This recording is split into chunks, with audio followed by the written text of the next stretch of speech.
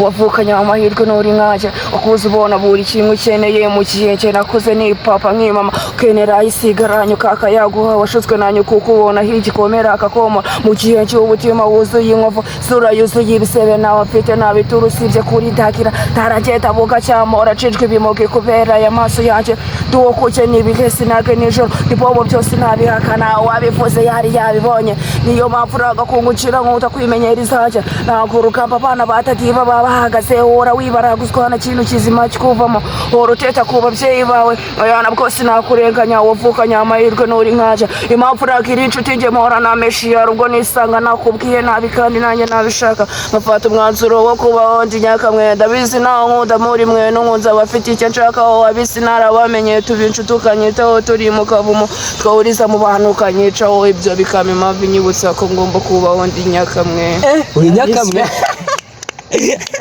nyakamwe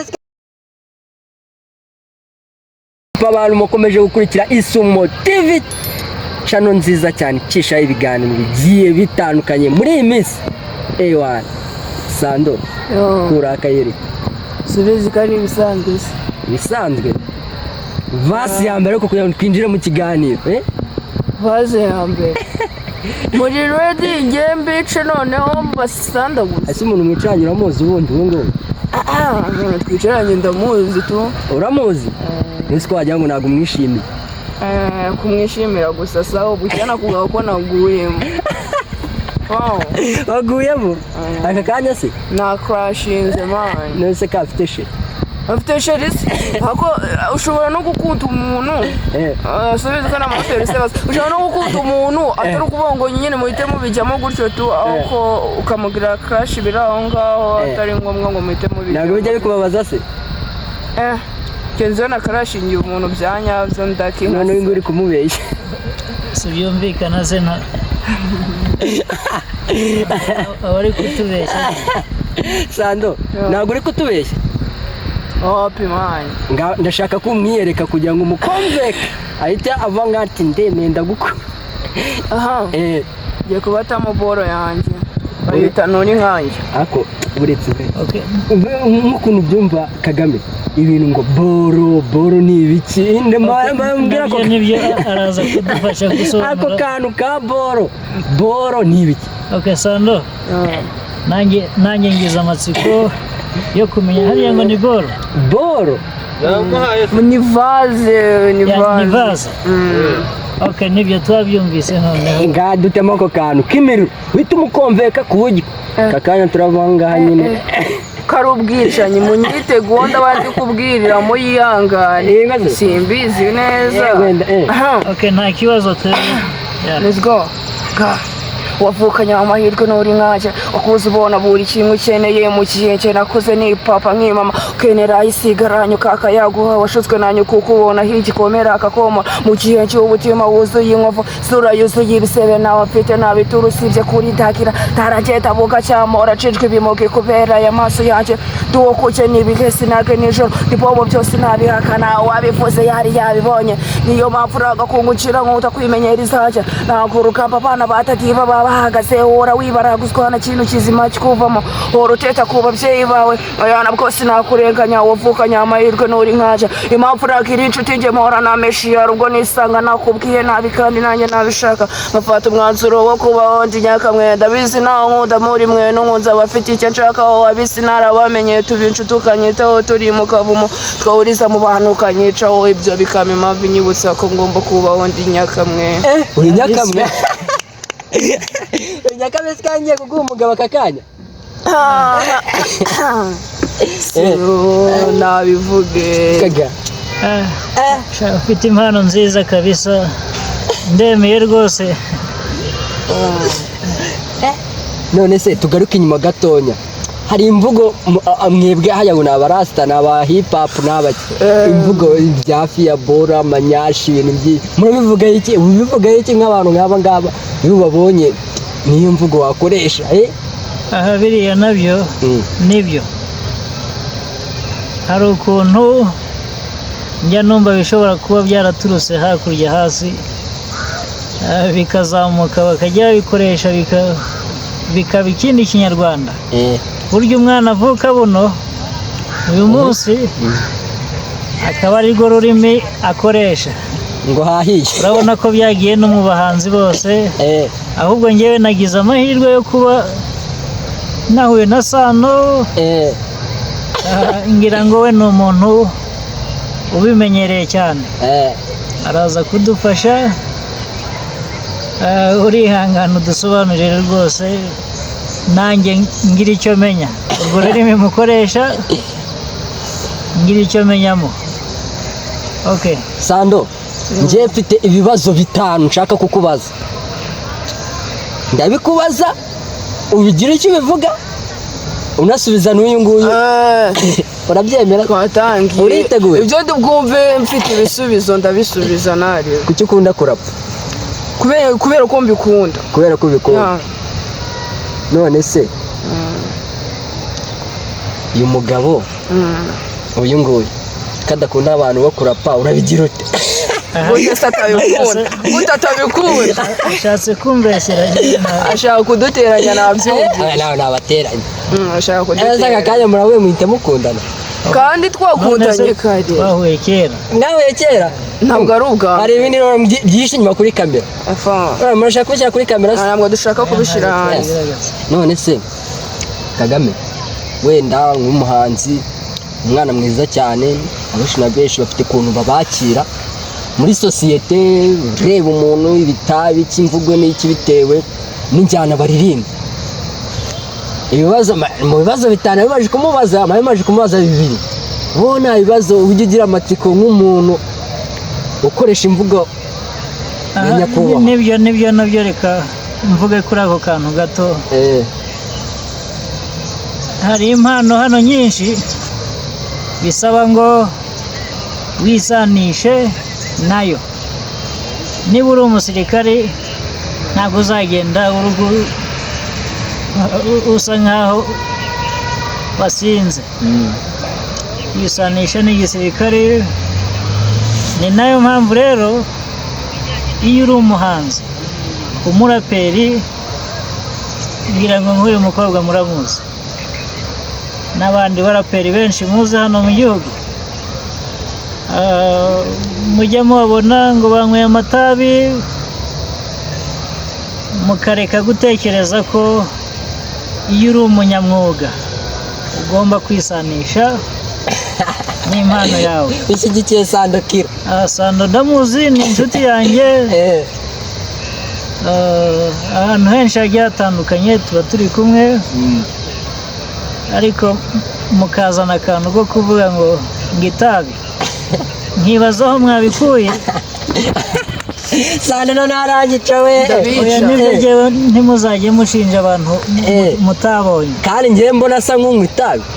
Nyine wowe ubona ko asa, ntabwo wigeze umubona ari kurinywa, ntabwo umuzi arinywa. None kubona umuntu ko buriya nataguciye mu ijambo, hari imvugo n'ubu ngubu bagenda batuzanira mu rubyiruko, ibintu by'ibinyashi.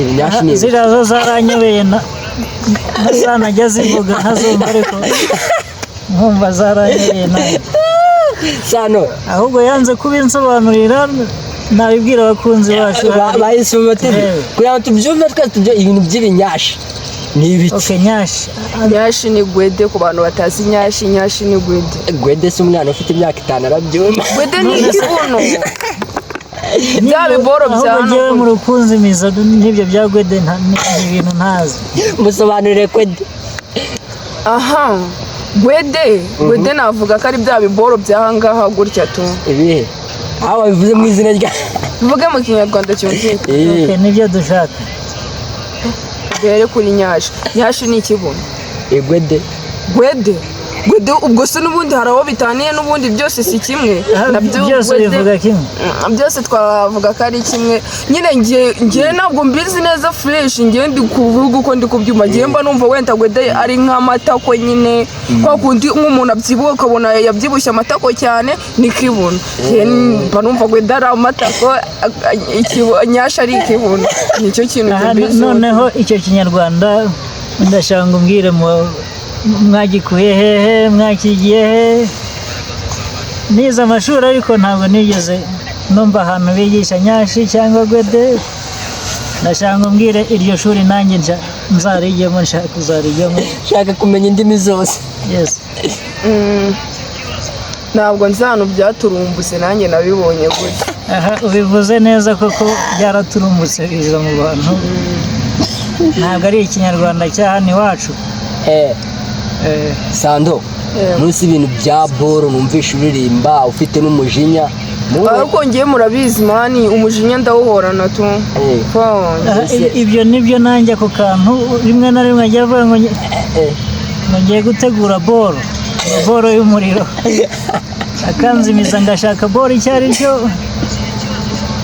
ari kumva ari nk'igihe uba uri gupanga wenda nko gukora ikintu kirenze akavuga ati wenda ngewe nuko izo mvugo zangiyemo ntabwo nakubwira ngo ngiye gukora indirimbo irenze ngiye gukora boro ya danje ni gutyo mpita mbivugamo ku wenda ku muntu ibyo bintu bya boro ya danje ndashaka kukubaza ikibazo n'uyu ngo wenda abyumve. Boro ya danje ibyo izo mvugo wazikuye kuri nde ku buryo tuvuga ati izo mvugo wazikuye kuri nde kugira ngo ubyige kugira ngo n'uyu nguyu natwe tujye kubyigira tubimenye ndabeshya ntaho babyigisha aho kurabyigisha tu. ubwo n'izandi mubyuka ugasanga bamenya ururimi. yewe mbyuka namenya ururimi buri munsi tu. ubwo ijambo nakoresha uyu munsi siryo nzakoresha ora wapudetinga bushyashya ahubwo umuntu ushaka kumenya indimi nanyegere mwereke utuntu twikorera. aha ni byiza ahubwo ugira ushinga ishuri uzana urwo rurimi rutaraboneka ni mpuzamahanga hari za boro imizigo utumanyeri ako kantu abuze wakumvise ariko kamanyeri ntagashye utuntu tw'utumanyeri boro nyine turi aho twanjye nikorera ku giti cyanjye dutandukanye n'utw'abandi bantu. uvuze ko ari ibintu byiza nkawe duhorana wowe turanahorana bagakwiye no kuba ubizi sinzi impamvu utabizi. aha nyine njye numva ubikoresha ariko aha nayo ngiye kugushira hanze ariko nkubabarire kubera ko oya mushyire hanze abantu bamumenye. oya n'ubundi wasanga oya nari binanshire hanze nzagenda mbimenya gake gake ariko sinzi ko nzareka namushira ufite ko bagiye kugushyira hanze ndashaka ko ibintu bijye hanze. ashaka ibintu bijya hanze ese uri kubona ukuntu ndi icyuki nawe uri umusheri waraye. n'ibyo none se zibiri ni byiza cyane. ese wowe udukurikiye uri kubyumva ahubwo kenze wowe niwe wamukunze ukabura uko ubimubwira naho yewe Sando urumva nagukunda koko ni inshuti yanjye urumva rero ababest bakora ibirenze iby'abasheri icyo kintu nzi. reka urambye niyo makuru agezweho. none se Sandukira turakuzi uririmba indirimbo nziza cyane na sheri wawe cyangwa n'umuntu wakarashingiye agira ngo nkwa ibibazo bitatu shaka ko umubaza ibibazo bitatu by'umuriro A1 sitege kumusubiza kanya nta kibazo ibibazo byose yambaza n'ubundi niyo byaba ari ibisubizo. yes ibibazo byose namubaza wowe ukurikiye Isumo TV za mvugo zabo bw'ikinyarwanda kizima kuko n'umuntu ashobora kuba atabyumva ngo hahiye ngo tugiye kuhakongora. urumva nge bitewe n'igihe tumaranye ikibazo cya mbere nge wenda nyihanganira arabivuga mu ruhame abantu bose babyumve nge ni amatsiko tumaranye igihe kinini ariko sindamenya n'imyaka yiwe. oya mwibiseka mani ngewe nyine mvuga umuntu mwirwara buri munsi ese ko nta ID we ndabona aba yabimpishe konzi ikintu umuntu yakara. icyo kibazo rero sinzi ukuntu yakivuze ariko arambeshyeye. abakunzi bacu yewe murabizi ntabwo njya mbesha sinzi impamvu umbeshyeye ahubwo nukomeza kumbeshyera ibya nanjye ndaza nkubeshyire ngushire hanze byinshi. ngamubaza ikibazo nyine ngenda ndashaka kubanza noneho reka nkigusubize. ni icyo kibazo ufite. noneho nitugera mu rugo ndaza kukigusubiza neza n'ubundi nimwereka ID arahita bimwe arabyemera. Yes. tayari icyo twagise icya kabiri tugiye ku cya kabiri. Okay. Icya kabiri namubaza, uyu muniga wanjye ni umuniga wa danje. danje ni ibikeri kuri kivuga okay. Ni umuntu nyine navuga ko imvugo ni umuntu navuga ko ararenze ibyo ndumva muri kubyumva. Ni nk'igiki nyine, ni nk'ikintu namusaba, ni nk'igiki kuko byose nabonye bikurikirana uyu ndamutinya. Ni nk'iyihe nama yagira nk'umuntu w'umujene uri kuzamuka nkatwe b'abahanzi, wenda jyewe turahorana inama wayazimaye ku bwinshi. Hari nk'ibipetimani biba bishaka gukina, kuraburwa biba bikeneye kuraburwa bigahabwa ikinyarwanda cyumvikana, biba biri kwikina kuri iyi mihanda.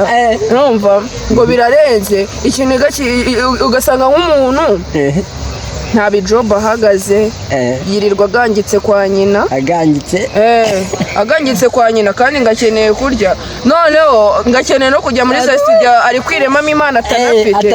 Mbabarira njye narababwiye banze kunyumva. Nashaka amafaranga ajya gukora ibintu by'imiziki mugata bishoboye abivemo, ntabwo ari impano yiwe. Imiziki itabishoboye ahubwo we nagikina barabura abagira inama mani, ugasanga Yes, nibyo ikibazo nacyumvise, kandi ni ikibazo kiri hano mu Rwanda cyane. Ugasanga tugira impano zigiye zitandukanye, ufite impano yo kuririmba, gukina filime, gucuranga ndetse n'ubuhinzi n'ubworozi, ariko ugasanga umuntu afite impano yo korora, ariko kubera ukuntu yarebye Sano ukuntu aririmba akavuga ngo reka mbe nka Sano mwigane, kandi atari impano ye. Inama nabagira rero, iyo wamaze kugira imyaka 15 kuzamura, ngira ngo impano yawe uba waramaze kumenya iyo ariyo. Niba ari ubuhinzi bujyemo, niba ari ukuririmba bijyemo. Bafite impano, ariko biriya bintu ngira ngo ni byiza byo kuririmba. Bafite impano barakomeza bakazamuka, n'abatayifite nabo bakaguma down hasi.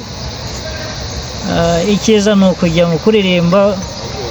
Kuririmba ntabwo ari ibintu byo gukiniramo. Ni hahandi uzajya kuririmba nta mpano ufite, usange washize umuziki nyarwanda hasi. Ni ngombwa kujya mu kuririmba uzi neza ko ari impano ufite. Yes, urabyumva Sandokira, umuntu uzi ko ibintu bitari ibye ntabishira hasi, ayo mafaranga areke kuyapfusha ubusa rwose, ajya kuyafashamo abakene. Ariko rero hari abantu bagira amafaranga bakabura aho bayajugunya. Nabo rero wasanga bari muri abo bantu bagiye kuyafashisha abakene se bari hano kuri iyi mihanda, kuko ari byo byaba bireze. Sando bazaje bakatwifashiriza se. bazaje bafashe Sando ake baje bagukomya amafaranga ubu ngo wafasha umuntu koko. Njyewe ukuntu ngira n'umutima wo gufasha se, abantu munkurikiye umuntu abimenye, njyewe ndi umukobwa ugira umutima bwiza. We ikibazo cya gatatu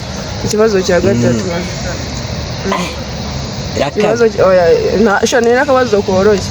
Ikibazo cya gatatu nshaka kumubaza, ntimugire ubwoba mani, nshaka kumubaza ikintu akunda tu. Si ikibazo cyoroshye, ikintu akunda. Icyo kibazo nacyo bakibaza uyu munsi. Ndakikubajije noneho ntumbwire ngo yakimbwira tugeze home. Azinda buri ubungubu kabisa. Ariko byose je mushaka kubishyira hanze ngo babi. Reka tubishyire hanze. Okay, noneho wambaje mu byerekeranye n'iki byo kuba mu n'abantu n'ibijyanye n'ibiryo hari cyangwa ni cyambere nkunda kurusha ibindi ku isi. Njyewe ngira ngo barabizi nkunda igihugu. Sando kasiro igihugu, nkunda igihugu kurusha ibindi byose bibaho. Urabyumva? Fashion nicyo nashakaga kumubaza tu. Gusa birarenze kuba kundi igihugu nanjye nkunda igihugu. Uranyuzwe se? Fashion ndanyuzwe by the way. Nawe ukunda igihugu? byanyabyo bro. Nanakitangira njyewe nararakaye. Kagame umukobwa wamurebye wamwakiye vibe afite niko izi mvugo zabo z'iyi minsi, nta bibazo wowe wamubaza nawe agusobanurire mu binyarwanda byabo. Okay, nibyo turi gusoza ikiganiro, reka tujye tubanza twareka abakire bitaba amatelefone. Oya namukwamye tu abakwamye. Okay, nibyo Sando. Hari abantu rero bari hanze y'igihugu cyacu bakoresha social media nkatwe, babandi nkwereka bagenda batuka perezida wacu bagatuka igihugu cyacu. Niyihe nama wabagira urubyiruko bari hanze? Abo ngabo uzi ikintu nababwira, so nanjye njya mbibona ku ma TikTok, so ikintu nababwira ngira ngo wigeze no kubabona urarira. Subyibuka wa muntu. Ndabyibuka ariko baha inama. Njye ikintu nababwira nibitonde bashire inuza hasi, agapira hasi, urumva, ku gihugu cyacu, kuri perezida wacu. Rwose umuntu uri kuzana ibintu by'ubutiku bw'iki n'iki ajye ku ruhande, abijyane ku ruhande. Igihugu cyacu kirarenze mani, kandi perezida wacu turamukunda, ni umubyeyi mwiza bro. Perezida wanjye ndamwemera byanyabyo mani, no mu rugo barabizi. Perezida ndamwemera, ni umubyeyi.